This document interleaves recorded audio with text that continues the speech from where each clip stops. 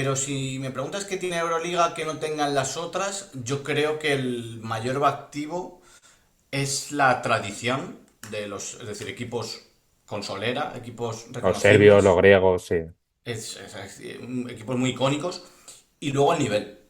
Hay entrenadores que eso, que dicen que no conceden entrevistas, pero ni a Gigante ni a ningún otro medio, porque ya han hablado tanto en previas y en post que digamos que todos sus mensajes ya no tienen nada mucho más que decir. Pero bueno, te digo que depende un poco también de cada club y de cada momento de la temporada.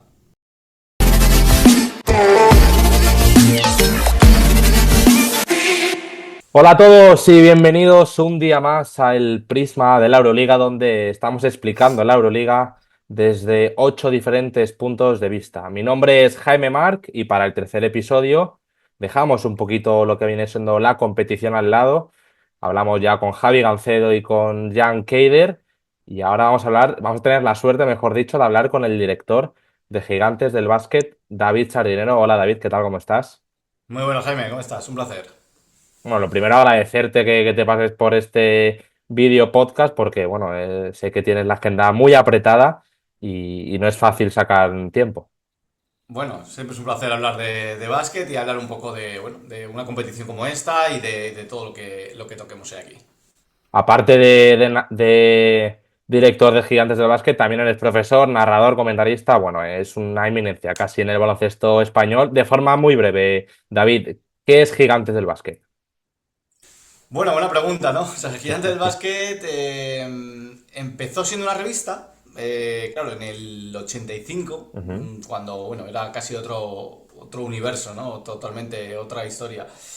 Y yo creo que lo que tiene mérito es que haya sido capaz de seguir vigente durante todos estos años hasta llegar ahora, que es algo un poco más amplio, digamos, porque al final nosotros mantenemos la parte de la revista impresa, que es además lo que más, a mí por lo menos lo que más ilusión me hace cada mes, Ujú. preparar, hacer, cuidar y tal. Pero claro, ya son muchas cosas, como muchos otros medios, que hemos tenido que adaptarnos, hacer transformaciones digitales. Y ahora, claro, es mucho más. Es una web, son redes sociales, son medios audiovisuales, podcasts, canales de vídeo, son campus, eventos, ya digo, un montón de historias que van alrededor de la cabecera y cada día, y ojalá más, me refiero que al final Sí, esto sí, es prueba claro. y error muchas veces e ir viendo qué más cosas se pueden hacer. Hemos hecho torneos, hemos hecho también ya digo, formación, academias, un montón de historias, pero bueno, en mi opinión o bajo mi punto de vista, lo que más cariño mantenemos y cuidamos es esa cabecera, primero en papel y luego ya el día a día en la web y las redes sociales. Tú llegaste en junio de 2013, si no he mirado mal, como colaborador. ¿Cómo te surge esa oportunidad y cómo has llegado hasta, bueno, hasta lo más alto, por así decirlo? Bueno, yo trabajaba en ese momento, estaba trabajando en televisión, pero en Marca TV, que fue un canal de televisión que Ujú. surgió en aquellos años. Y bueno, estaba chulo porque tuvimos la oportunidad de narrar, de contar ahí éxitos de formación. Dábamos los europeos, mundiales, sub-16, sub-18, masculinos, femeninos. Leboro también estuvo en esa Ujú. época en Marca TV. Pero bueno, yo también había trabajado en webs y había colaborado en varias páginas y tal. Y bueno, pues justo coincidió que el anterior director de Gigantes me conocía de esa época y digamos que me pidió que le echase una mano, primero organizando un poco o ayudando, digamos, porque es verdad que la parte de la revista impresa tiene una parte de preparación un poco especial, ¿no? Ya estamos Ujú. todos acostumbrados a poner un tweet o un post y hacer pum y que salga automático, ¿no? Pero al final la revista tiene procesos que son más delicados, más coñazo también a veces de preparar, de montar, con programas, con imprentas y tal. Y bueno, pues ahí sí que muchas veces necesitamos ayuda o necesitamos un poco de orden. Y ahí empecé yo a echar una mano en Gigantes, como digo. Primero con esa parte y luego ya, pues, años después o algún año después, como director y responsable un poco de los contenidos y de los números que se hacen. ¿Y cómo se trabaja en esa revista? Quiero decir, es una revista cada mes, mensual. Hay ediciones especiales, sobre todo con las Final Four, bueno, ahora que vienen torneos importantes. ¿Cómo se trabaja en esa revista y tú qué decides lo que va y lo que no va? Bueno, hay una parte al final, para bien o para mal, Gigantes todavía es una revista en papel, obviamente ya mensual y tal, pero que todavía tiene un punto de temporalidad, Ujú. que a nosotros hasta nos cuesta más esfuerzo muchas veces, porque tienes que estar pendiente de las competiciones, pendientes de lo que pasa, pero al mismo tiempo entendemos que parte de nuestros lectores, sobre todo los que vienen de hace muchos, muchos años, sí que están más acostumbrados a eso, o lo quieren, o lo demandan, y entonces, claro, cambia mucho el mes. Si es un mes que hacemos un número totalmente atemporal, como puede ser un especial Magic Johnson, Ujú. que al final son cosas totalmente atemporales, que puedes preparar con tiempo y tal, o un número como el que hemos hecho ahora en marzo, bueno, a finales de febrero, que es el de marzo, Ujú. eh, que está centrado en parte, no todo, pero en parte en la Copa del Rey. Claro, eso cambia totalmente porque ese número se cerró contrarreloj en prácticamente en lunes y martes, volviendo yo de Valencia, compañeros también o colaboradores que estaban allí y un poco pues todos en remoto. Así que se cambia mucho si es un número temporal o un número centrado en algo concreto, como decías tú, una Final Four, un evento mundial, unos Juegos Olímpicos, o si es un número temporal o un poco más analítico de algo, pues no sé, como hicimos hace poco un reportaje, un número centrado en la NCAA, justo antes un poco antes de empezar el Madness y tal, en febrero, que ahí sí que, pues bueno, tienes todo el mes para prepararlo, tienes todo el mes o más, ojalá tuviéramos más, pero muchas veces también pues se te tienen que ocurrir las ideas y un poco o los protagonistas o Hablabas de los compañeros, ¿cuántos sois? ¿Cuántas personas tiene Gigantes del Básquet? pues claro, es que es muy diferente el equipo del día a día de la web y de las redes. Sí, yo me refiero a Que, ese equipo. Luego es verdad que hay muchísimos colaboradores que eso ya es muy difícil claro, de claro, por eso digo que es un contarlos. poco lo que es, cuando yo hablo del equipo ahí, sí que me centro sobre todo en esos compañeros con los que comparto el día a día, ¿no? Que son Ujú. la gente con la que cubrimos todas las competiciones, como digo, todas las redes sociales, que ahí seríamos cuatro, yo a ratos, porque al final pues tengo que hacerlo, depende del mes, hay meses o días que puedo echar más mano, que puedo ayudar más a cosas del día a día y otras veces estoy en otras historias. Pero a mí me encanta escribir y hacer noticias y ni siquiera firmarlas, ¿eh? Muchas veces simplemente ordenar la web, la home, tal, toquitear ahí un poco todo. Entonces ahí estamos tres o cuatro personas, Luis Vallejo, Luis Hidalgo, Ujú.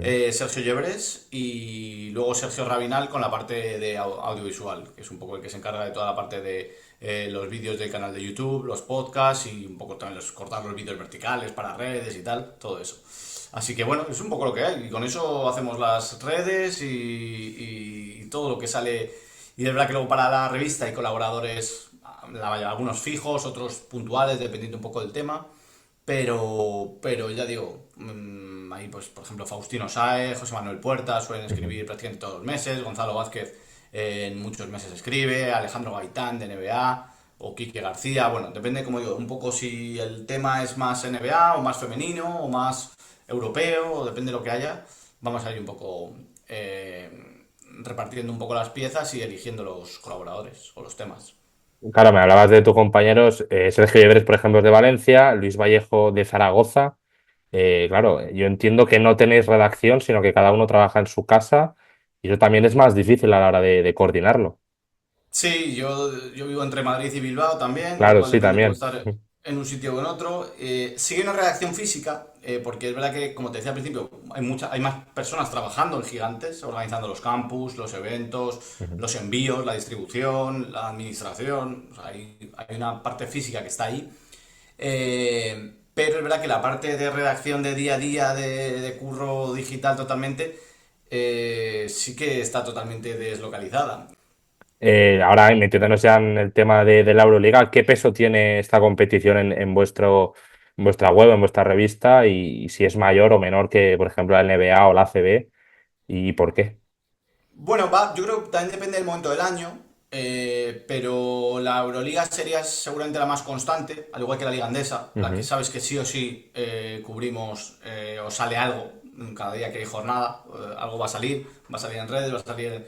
NBA es verdad que Gigantes no es una página especializada en NBA, hacemos seguimiento de NBA, hacemos sobre todo las guías y toda la parte del papel y tal, pero en el día a día entiendo que hay tramos en los que a lo mejor se le hace más seguimiento, ¿no? Pero nosotros no sacamos noticias de todos los partidos de la NBA porque además con este equipo que te decía sería Imposible, sería imposible, ¿no? imposible. Entonces, si me preguntas por Euroliga en concreto, sí que creo que tiene ese punto constante, de decir, sabemos que hay Euroliga por las tardes, bueno, iba a decir jueves y viernes, ahora ya también puede ser martes y miércoles, martes, Mañana miércoles, hay jueves, Euroliga viernes, mismo. exacto, puede ser casi cualquier día, pero sí que tiene ese peso. Luego, quizá en las guías ha habido... Claro, la parte del papel es que, como te decía antes, tiene más complejidad porque ha habido momentos en los que el papel se ha disparado de costes y ha sido complicado hacer productos fuera de los 12 números reglamentarios, como digo yo a veces, de la revista. Y en cambio este año sí que hemos vuelto a una tirada pequeñita de una guía de Euroliga, finita, que, bueno, pues a ver si el año que viene conseguimos mantenerla y mejorarla un poco, porque al final, bueno, pues esa parte de las guías en papel la gente todavía la sigue valorando bastante y funcionó muy bien. De hecho se agotó, no tuvimos más y hasta ahí yo, porque no hubo más y a ver el año que viene, Bueno, el año que viene, ya es este año, será en septiembre, octubre, a ver qué competición tenemos o qué hay en el baloncesto Bueno, europeo. está un poco todo en el Y aire, ¿no? Yo creo que, está todo en bueno, el aire, pero vamos, yo creo que el año que viene todavía tendremos Euroliga más o menos normal. A ver si con más equipos seguramente, posiblemente con dos conferencias, vamos a ver qué pasa con todo eso, pero bueno, ya digo, si intentaremos volver a hacer algo así y si podemos mejorarla, mejorarla, claro. ¿qué crees tú que tiene precisamente la Euroliga que no tenga ni la NBA ni la ACB? Que yo creo que la Euroliga está poco a poco creciendo. No te voy a decir que esté igualando a la NBA, pero que creo que día a día va teniendo más seguidores y la gente le va gustando más. O sea, a mí a veces me cuesta cuantificar el volumen de cuánta gente sigue la competición o cuánta gente... O la NBA ya no la ven en España tanto, no sé, pero luego al mismo tiempo ves más gente con camisetas o ves... Ujú. O lo siguen de otra forma, no lo sé. Pero si me preguntas qué tiene Euroliga que no tengan las otras, yo creo que el mayor activo es la tradición es decir, equipos con solera, equipos Los serbios, los reconocibles, griegos, sí. equipos muy icónicos, y luego el nivel. Para mí el nivel como competición de baloncesto es altísimo. De hecho es tan alto que se ha convertido y esto en el buen sentido, en una centrifugadora y en digamos, una picadora de proyectos, porque al final es tan complicado, el nivel de exigencia es tan alto, es que hablamos de 8 entrenadores destituidos, es prácticamente la mitad bueno, un poquito menos de la mitad de las plantillas han cambiado de entrenador. Y eso contando con cómo está cada uno luego con sus problemáticas en la liga doméstica que le corresponda. Con lo cual, para mí esas serían los dos sellos diferenciales. Esa parte icónica de tradición, de imagen, Sí, de arraigo, ¿no? De que es arraigo exacto. Y luego la parte del nivel puramente deportivo, que es muy alto, para bien o para mal. Para mal, porque hace que el calendario sea exigentísimo, como digo, los proyectos se asfixian, porque es que no hay tiempo para nada, no hay tal. Y eso provoca, pues, muchas veces que se vayan a pique proyectos que con un poco más de tiempo, con un nivel un poquito más bajo, tal, pues seguramente hubieran aguantado más. a nivel de conseguir entrevistas, ¿cómo de difícil es para vosotros conseguir una entrevista con un jugador estrella como puede ser, me lo invento, Besenkov, con la Euroliga? Es muy difícil. Bueno, a ver, más que solo por el problema del club en sí o del concepto en sí de pedir una entrevista a Bezenkov, en estos casos, pero igual que pasa con el Madrid o con el Barça, muchas veces el problema es de calendario. Sí, que no hay tiempo. Es que no hay tiempo. No hay tiempo y yo he visto calendarios de clubes profesionales puestos en una pizarra aquí y tal. Tienen alguna tarde libre, algún día libre muy concreto y en esos días a lo mejor no les apetece tampoco cargar a los protagonistas de entrevistas y tal. Entonces, dentro de lo complejo que es el calendario, nosotros, y en la medida que lo pidas o no, es decir, nosotros hay temporadas a lo mejor no pedimos ninguna entrevista a Dubái o a Olympiacos, porque Ujú. estamos con otras cosas o tenemos otros contenidos, pero dentro de eso, yo reconozco que a nosotros, incluso en Europa, a Gigantes se les suele tratar bien, porque al final es un medio con trayectoria, un medio que yo creo que tiene la sensación de que no va a buscar tampoco polémicas, no va a buscar, no sé, declaraciones fuera de lugar o sacar Sí, como que no Entonces, es un medio de ningún equipo, realmente es de baloncesto, entonces claro, van a entonces, buscar el pues bien del baloncesto. por ejemplo, el mes pasado la portada en unas ediciones fue Kevin Panther y fue una entrevista con Kevin Panther que hizo un compañero allí en Cataluña, Marc Mundet, y hablamos con Kevin Panther que, y de hecho, en ese momento justo estaba a un nivel, siempre lo Ujú. está, me refiero, que es un gran jugador, pero que justo estaba a tope.